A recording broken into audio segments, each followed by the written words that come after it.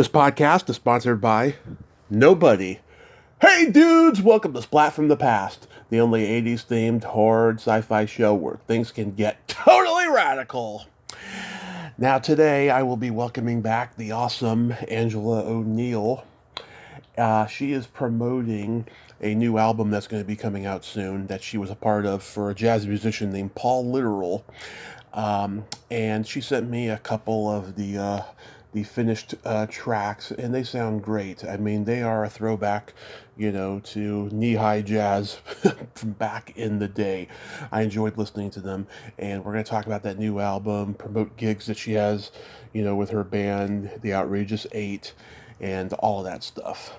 It's Super Bowl Sunday, but hopefully you're listening, and Valentine's Day is on the horizon. I'm going to ask her what she feels about Valentine's Day as well. And it's going to be a great conversation. You can go to her website, www.angela'oneillmusic.com, and Paul Literal's website, www.paulliteral.hearnow.com, and go to her YouTube channel, Angela O'Neill and Outrageous 8 Records. So yeah, here is my new interview with Angela O'Neill. Hey, Angela, welcome back. Hey, Tommy, how you doing, man? I am just fantastic. How you doing Super Bowl Sunday? I have no complaints whatsoever. I don't really have a team in the Super Bowl. Do you? Well, the 49ers, but I've only seen them in my lifetime in the Super Bowl once. They were in it like when I was probably just born or something like that, but that's about it. Yeah, it has been a second. It sure has. So, tell me about the new Paul Literal album coming soon. Oh, yeah, of course. Yeah, you and I didn't have a chance to catch up on that one. Mm-hmm. So kind of, as things started to open back up in the end of 2021. Right. Paul and I were talking, and I don't remember if you're familiar with his work or not, but he is a guy who was from back east, originally formulated a group in New York called the Uptown Horns, mm-hmm. That then did crazy, well-known sessions on, Billy Joel records and Blondie records and just everybody. And then he toured with the Stones for a pretty long time, did a world tour with them. Has just a ton of experience as a trumpet player. Right. And we were just chatting, and I don't know why, but I had thought that, over the course of time, that he had done a solo album, because he's so well known. It kind of seemed crazy to me that he hadn't. Uh-huh. And we got to chatting, and he said, no, I've never done a solo record, but I would love to, and I have, all of these kind of favorite tunes that I've been collecting as I've gone through doing all the sessions and stuff like that, and I would love to have them arranged for our purposes and put them on a record. And I said, well, let's talk about it. And so basically, we are about finished with the record, and it will be released in May of this year, May 2023. Nice. How long did it take to record? Yeah.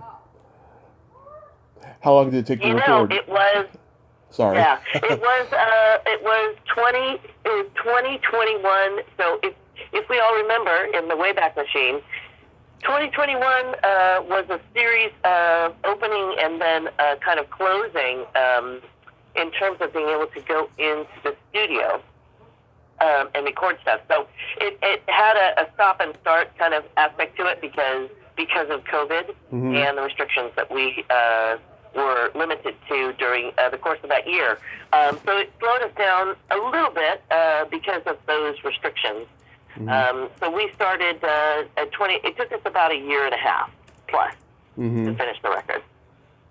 Nice. Yeah, I took a listen to those two songs you sent me. I Can't Make You Love Me. That song had a real, lush kind of throwback to jazzy movie scores like Sweet Smell of Success. I really enjoyed it. And then cool. And then Do It Again. Was that the Steely Dan song instrumental? Correct. Yep. Yeah. Mm-hmm. Exactly so. It was very Chicago-esque, I have to say. It was really good. Mm-hmm. How long did it take? I'm glad you liked it. Thank you. How long did it take to record the album? It took about a year and a half, a little bit more than a year and a half to finish. Mm-hmm. It was kind of a COVID project. It was, in fact, a COVID project, yes. Yeah. Yeah, that's really, really cool. So how did you meet Paul? We're down here in Los Angeles, and Right. there is a pretty big musical community here. And one of the things that is really extraordinary about the community here in LA is that there is, smaller after COVID, but still existent, a kind of a big band community. And by big band, I mean like the technical definition of big band, I think, is 17 pieces, 16 pieces. So Mm-hmm. that's a big band, where there's 4 or 5 trumpets, 4 trombones, Right. etc. Yeah. And Paul and I both play in quite a few big bands. Mm-hmm. And we met each other, and we're just talking about how hard it is, because even though those big bands exist, there are very few venues in Los Angeles where a big band can fit. Mm-hmm. And so I was just talking about, and I said, has anybody thought about, kind of capturing that big band sound, but keeping it in a smaller group? And so Paul and Harry Smallenberg and a couple of other guys and I put together my group that I sing with called the Outrageous Eight. And it is basically a big band sound in a octet. Yeah, So that is how we met. Is we talked about putting a smaller big band together, and he said he loved to play trumpet in those kinds of settings, and we ended up starting up this group, a bunch of us. yeah. I know that Lorelei McBroom is friends with Jim, and Greg's had him on his podcast. Yeah. Yeah. So he's originally from back east, but he's been in LA for a while. Yeah, I believe he was born in Kentucky. I might be wrong about that, but I believe he's born in Kentucky. Mm-hmm. And then he was in the Naval musical program. He was in the Navy. Okay. In the Navy band, and then ended up settling down in New York, and was on the East Coast for a super long time. Did a ton of sessions out there, some of the ones that I just mentioned. Mm-hmm. And then I guess he kept being flown by some of the bigger artists that he worked with out to LA. And he was like, well, it kind of seems like there's a lot of sessions out here. And for a while, I think he was bi-coastal. Paul was. Uh-huh. And so he was half-time in New York and half-time here. And then I guess finally the work kind of ended up being more out here. And so he ended up moving to LA. Okay. Yeah. Yeah, because I remember, we talked about the Outrageous Eight last time and stuff, and that's what you do now and stuff. How's the Outrageous Eight, gigs going? It's been slow to come back. I know everybody is still kind of reeling, businesses and everybody, from the kind of COVID effect. I'm sure, I hate to say it, but I know it'll take, 5 to 10 years for us to truly recover from all of it, from the grief and the trauma and all of it. So, a lot of the venues closed during COVID. Probably half of the ones that we used to play at closed. A bunch of, luckily not our group, but a bunch of musicians kind of moved out of town. Couldn't afford to stay during the shutdowns and stuff. But there's 3 or 4 jazz places. In fact, we're going to be at the Catalina Jazz Club, which is a world-famous jazz club. We're very grateful. Right. On February 26th. So Sunday, February 26th, we're going to be at the Catalina Jazz Club, which is on Sunset. I think it's like 6725 Sunset Boulevard in Hollywood. Right. It's a Chick Corea played there a bunch. I mean, I can't even. There's a ton. Every big jazz name has played at this amazing club. So February 26th, we're going to be there. Doors are going to open at 6 p.m. and we're going to play a bunch of outrageous love songs to honor February. I love it. You got to play Love Stinks. No, that's not really an I American know. Standard, but we will do a bunch of fun ones. I know. Have you played Vitello's in a while?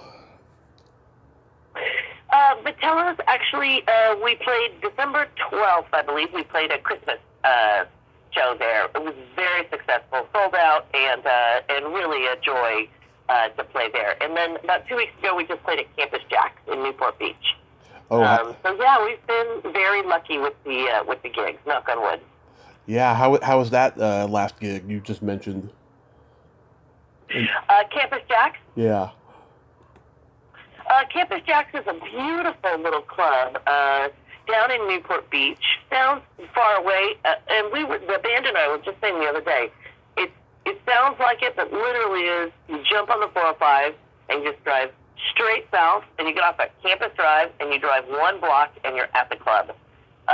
It is an amazing club. Tim Ellis and Jack Jasper over at Campus Jack, over these last few years, have really developed this place into a one-of-a-kind jazz club. They spent a ton of money tuning the room. Artur Sandoval was produced out of the Campus Jack umbrella, Meta Jack. Artur was, at these last Grammys, was nominated for a Grammy Award for that record that those guys produced. It's really amazing. It's just an amazing, thriving little jazz club. And so we're very grateful that people follow Campus Jack, and we're grateful to play there because it's a beautiful sounding room, and Tim and Jack are amazing. We love working with them. Oh yeah. Do you guys have an album you're planning? We actually just released one May of last year called Light at the End of the Tunnel, and we also released a Christmas record that was #1 on the holiday charts for 8 weeks. Congrats. That's awesome. Yeah, man. The Jazz Holiday record did really, really well. Called Home for the Holidays. Again, it was made partially during the complete shutdown, so the irony of Home for the Holidays was kind of, we really were home for the holidays. But yeah, so that's what we've been doing. We're really, really thrilled about those last two projects. That is so awesome. Yeah, wow. I didn't even know the chart still existed, you know. They sure do. Yeah. What kind of jazz did you listen to growing up? You know, my parents are from, I think you're from NorCal, and my parents are my dad was born and raised in Oakland. Yeah. And my mom was born and raised in El Cerrito. Nice. San Pablo. And they grew up listening to those great kind of North Beach jazz clubs back in the day.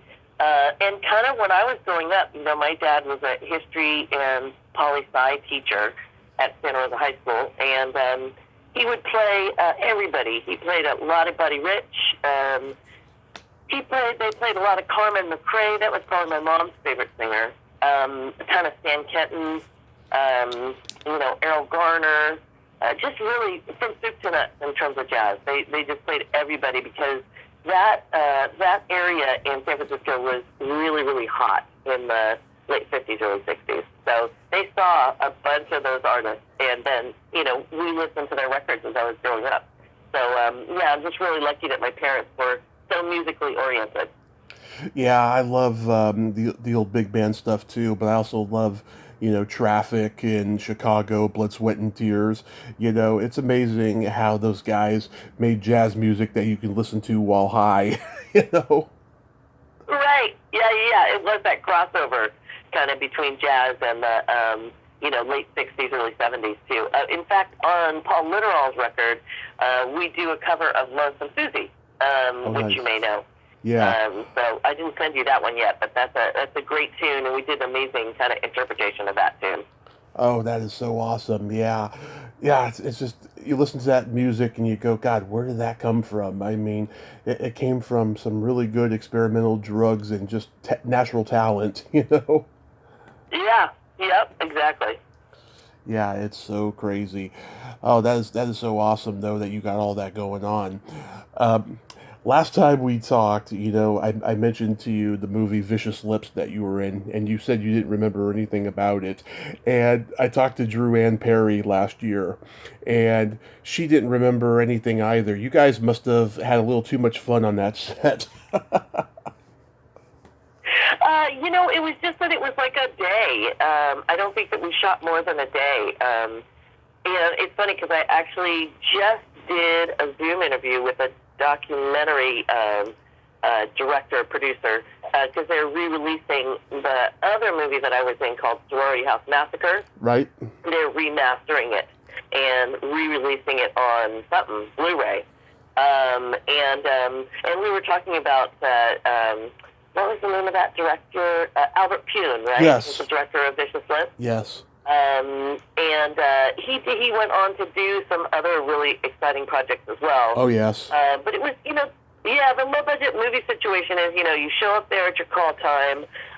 They dress us in these outlandish wigs and outfits, and they were like, okay, run over there. Mm-hmm.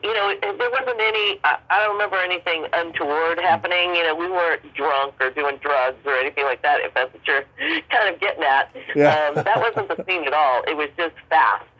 And we shot our little couple scenes, and I may have been longer than a day, but I remember it just being a day or two at the most. So, kind of most memorable was, wearing a, huge, big red wig and a crazy outfit. That's what I remember about it. And you had a blue face, which, by the way, you looked really sexy with that blue face. Oh, there you go. Yep, who knew? That was the precursor to Fifth Element.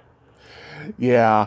Albert just passed away. He has a documentary about his life. I interviewed the woman who made it. She made a documentary about Gilda Radner. That's why I had her on a couple years ago. And she was working on this documentary, and I talked to her the other day. I said, is the documentary going to be ready soon? She's like, not yet. He says, I'm going to Albert's memorial like this weekend or something. And she said it was pretty upsetting. Yeah, I tried to get him on here a couple of years ago, and he told me to talk to his wife, and I messaged her, and she just read the message and never responded. And that director told me, she's like, yeah, they had a very complicated relationship. Oh, I see. Yeah. Yeah. Yeah, well, that had to be a ton of time after he was making movies, too, right? Was he still making movies at that stage? About 4 years ago? No, I don't think he was, because I think he had dementia. Yeah. But that guy did... I did not realize that. That guy did close to 80 to 100 movies, though, and he did this one movie just before Vicious Lips I love called Radioactive Dreams. That movie should be on the list of one of the great visual movies, because he used these really cool colored lenses for most of the movie, and it's a beautifully shot movie.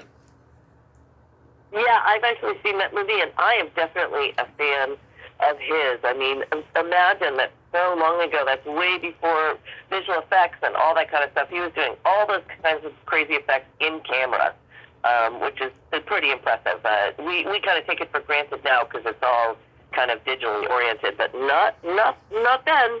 It was all him trying to figure out a way to do it in camera, which is super impressive. Yeah, and then he did a Captain America movie that went straight to video, and a lot of Marvel fans out there actually like it today. But back then, like, barely anybody saw it, and there was a lot of people who said it was really, really horrible. But I think it was decent, because it was, at a time when, only the DC comic movies were being made, like Batman and Superman, and there wasn't a whole lot of Marvel stuff being made. But, right? Yeah, there was a time when every movie that's being released was either DC or Marvel, right? Like those are the days back then. Exactly. And also, you and Drew had a very funny exchange in Vicious Lips. You ask her, would you ever have sex with a fungi dwarf? And she says, that was a low point. Yeah, I mean, I don't even remember if that was dialogue that we even got, inside, or if he was just, like, feeding us lines. I have no recollection of how any of that happened. But it was, it was all in his head. He definitely was a visionary. He had an idea of this world that was definitely, not found here on Earth. Mm-hmm. And so, yeah, I really enjoyed working with him. Very nice man. Yeah, that's pretty cool. Yeah, we were also talking the guy who played the manager in the movie, Anthony Kent. Like, he disappeared, and he was so damn good in that role. Yeah, I wonder what happened to him. You had Yeah. no idea? You can't track him down? It doesn't say anything on IMDb. That's like his only movie credit. Who Uh, knows? I mean, there were certain people like that in low budget movies back in the day. Some people were just plucked off the streets. Some people were dating somebody that was making the movie or something. All these different things that I've yeah. uncovered the last 6 years I've been doing this podcast. It's pretty phenomenal. Yeah. Oh, yeah, yeah. Yeah, it's funny that it definitely is like, a lot of times they weren't union, so somebody could literally be like, hey, you have the right look. You're walking down, Lincoln Boulevard in Santa Monica. Do you want to be in a movie? I mean, literally happened like that back in the day.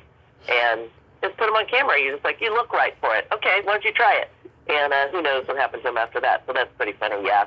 I'm not sure I met him because I don't think we were in a scene together. So yeah, it was a pretty interesting movie for sure. Oh yeah, I couldn't tell you, but yeah, I mean, there's a lot of crazy stories like that. Like there's this teen comedy from Canada that I really like called Breaking All the Rules, where these three jewel thieves, and there's this girl in the bunch.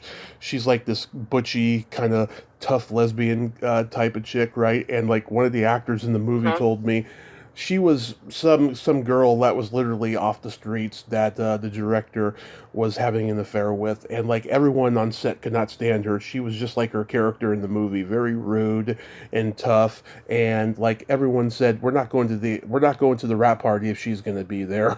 It was that Oh bad. wow. It was that bad, yeah. And she did one other movie after that, strangely enough.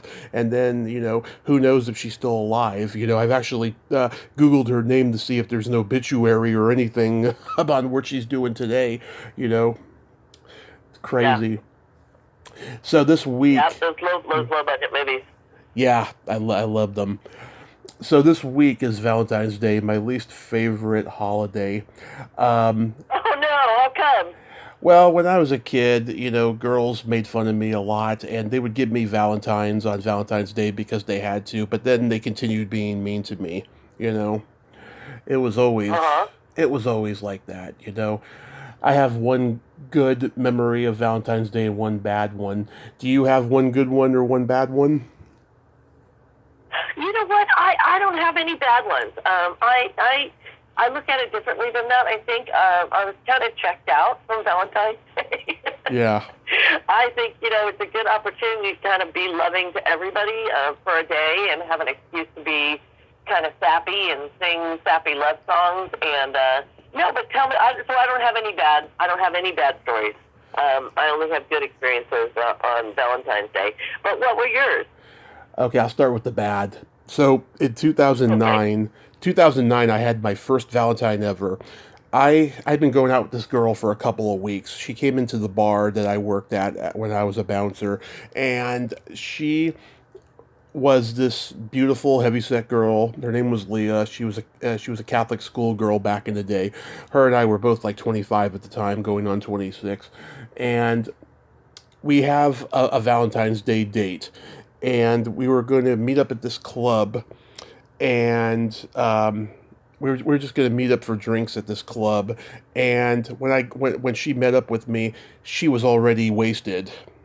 Like she was a bad alcoholic, and I found that more as the month wore on. She was like my February romance because we met on like January 29th, and we were dating the entire month of February. And that night, okay, so we go to the club, and she's just getting crazier and crazier. And because I've never been in a situation like this before, I don't know what to do. I don't know whether to say good night or ditch her or what. I didn't know what to do, right? So after a while, I just thought, you know what, fuck it. I'm just going to make up an excuse and go somewhere and, you know, gloat this because this is just not right. You don't go on a date already drunk. This is just horrible. So I told her that I wasn't feeling very well and that I was going to go home, right? And she said, Mhm. and because she was drunk, she was like, okay. So I go to the bar that I work at, and I swear to God, a half hour later, she shows up with her father of all people. They decided, hey, okay. say, hey, let's go get a drink, and this will give you an example of what she was raised by and why she's doing what she's doing. So so Mm-hmm. she Mm-hmm. s- so she sees me, there. She's like, "What are you doing here?" And I was like, I just made up some excuse like, oh, I guess it was gas or something, and I got a text saying, hey, come to the bar like halfway home, and I was like, all right, I'll go, I'll go, right. And then she was like, oh yeah, right, you did not, you ditched me on purpose. And so then the next day she texted me, not even remembering anything that happened, and so we never Mm-hmm. talked about that again. It was crazy. I'm sure her dad brought it up to her at a certain point, but her and I never talked about it again. And Oh God. I remember she came to my place twice.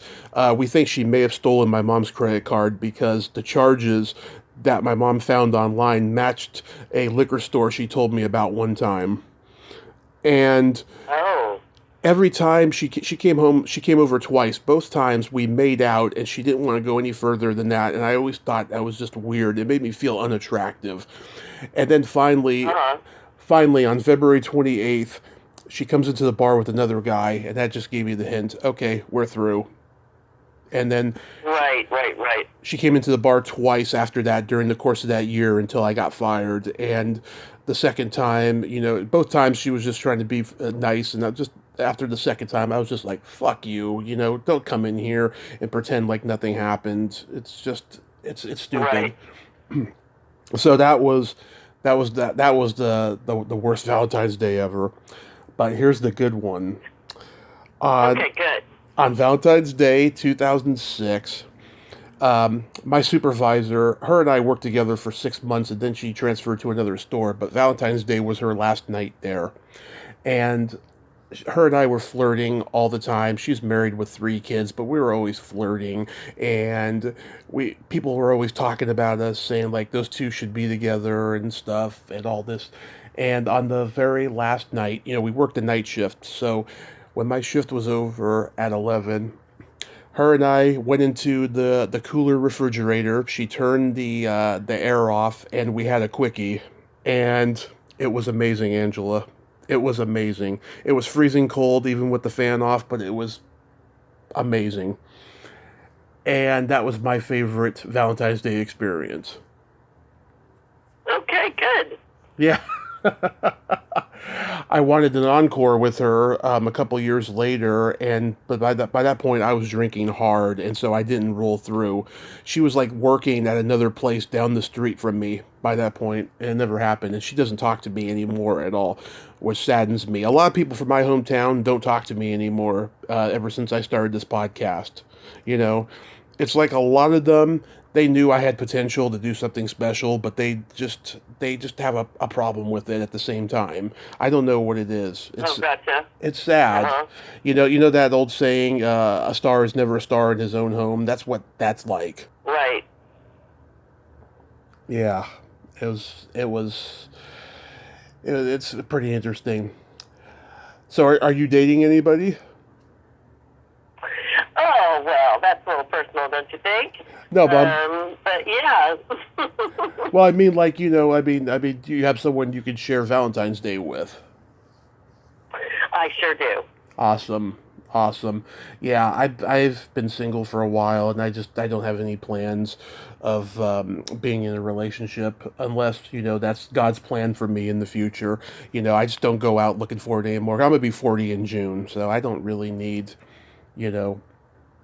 don't really need that. Do you have any favorite romantic comedy movies?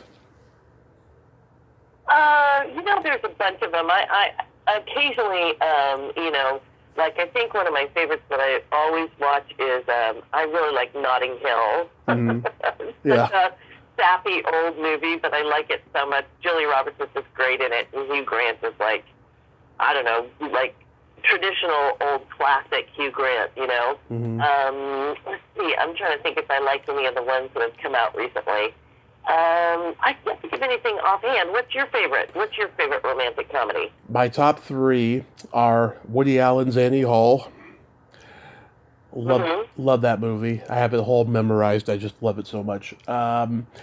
This movie that Christy McNichol made at the time she got diagnosed with bipolar disorder is called Just the Way You Are, where she's got a brace on her leg because of a childhood affliction disease, and she hides it with a cast, so guys will be interested in her. It's a great movie. Oh, I met her. oh my gosh. I met her 3 years ago at a convention, and Uh-huh. I told her, I said, I know you didn't have the best time making that movie, but for what it's worth, ever since I was literally 4 years old, that movie has brought me joy. And every time I feel bad for having a disability, I watch it. And she loved hearing that. I mean, she is a sweetheart, real sweetheart. Was she? Oh, so it was a good experience meeting her. That's awesome when that happens. Yeah, yeah, and we took a couple pictures. I feel really bad about the way I was dressed. I look like I'm from the ghetto in that picture with the hat I was wearing and the shirt and everything. That's the only thing I don't like about the picture. But we were like hugging in the picture. She was great, and then my third. Oh, that's awesome. Yeah, and then my third is Neil Simon's "Seems Like Old Times" with Chevy Chase and Goldie Hawn. Oh my God, that's an old stir right there. You remember that movie? Oh my gosh, I have never seen that movie. It was a couple of years after they did Foul Play, and this movie, Oh, okay. yeah, Foul Play was kind of a Hitchcock homage. It was kind of a suspense thriller comedy. This movie was kind of a throwback to like Cary Grant's farces in the 30s and 40s. Oh, gotcha. Okay, got it. Yeah, and it is a laugh out loud hilarious. Neil Simon really was one of the greatest writers ever because he was a joke writer for Sid Caesar and all those old guys, so he knew how to write comedy really well. Yeah, yeah. He wrote a lot of, when I was going to theater school, Hmm. we always did, there were so many Neil Simon plays that we all did back in the day. He was such a great comedy writer, so great one-liners. Yeah, really good. And so yeah, I like Yep. those ones. I like Pretty Woman, but I think it's overrated by this point.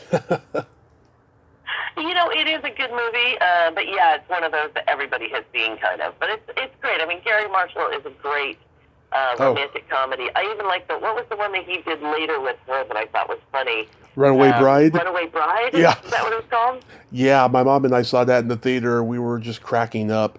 It's really funny. Oh my gosh. I mean, he even surprised me. You kind of know what's going to happen the whole time, right? Because it's a very predictable kind of movie. But when she when she runs after like the UPS truck or whatever it was at the Yeah. very end, you're like, no way. So Oh, it's just, yeah, Gary Marshall was an amazing guy and a really awesome comedy director for sure. oh, what had me on the floor laughing he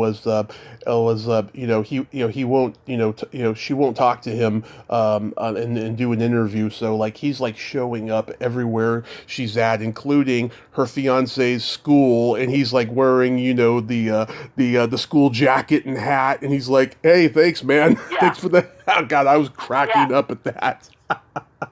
Oh, too funny. And like the personal trainer, that's the last guy I think that she was going to marry in the order Yeah. of things. And he's trying to help her, get in the mindset of completing, the marriage. I mean, all of it was just really funny. So yeah, those romantic comedies are really, really fun. I think I've never been a Woody Allen fan. Hmm. I always got the impression that he was kind of a misogynist, and as it turns out, that might be correct. But Gary Marshall was an amazing guy. I met him a couple times, and it has an amazing sense of comedy for me. Yeah. Well, I think that Woody Allen, he's, a man of his time, misogynist, and, looks at it in a benign kind of a way. But like those early films, right? Like Annie Hall and Sleeper and Everything You Always Wanted to Know About Sex But Were Afraid to Ask. I think those are his masterpieces.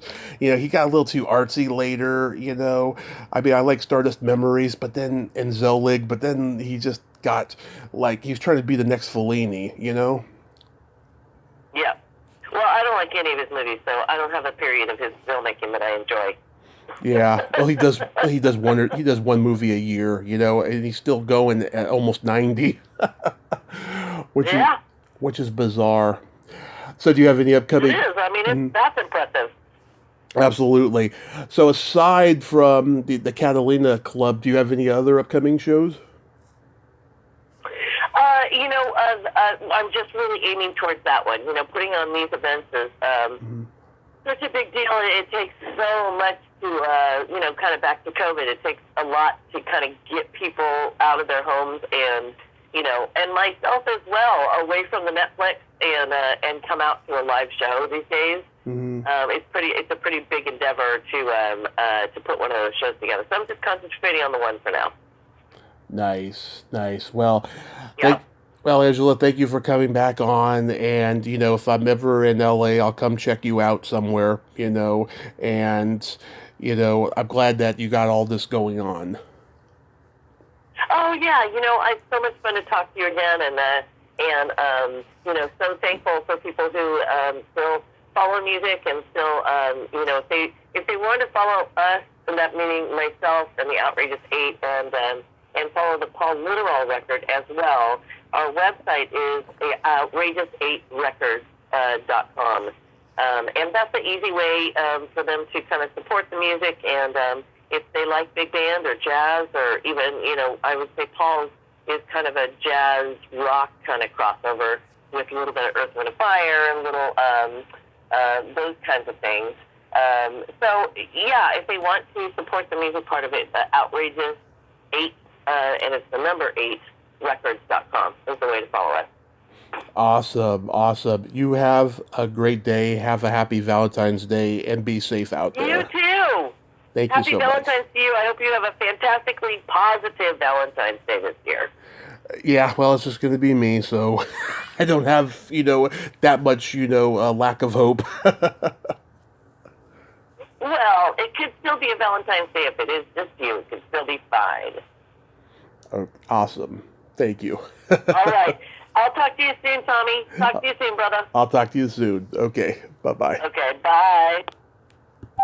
Well, there you have it. Angela Neill. God, she's awesome. She is just a true, classy, awesome lady. Go to her website, www.angeloneillmusic.com, and Paul Literal's website, paulliteral.hairnow.com, and go see her February 26th at the Catalina Jazz Club. Tickets are available at the catalinajazzclub.com, and go to her YouTube channel, Angelo Neill and Outrageous 8 Records. Well, until next time, this is Tommy Throwback Kovac saying there's no shame in living in the past, because the present sucks. Later, dudes.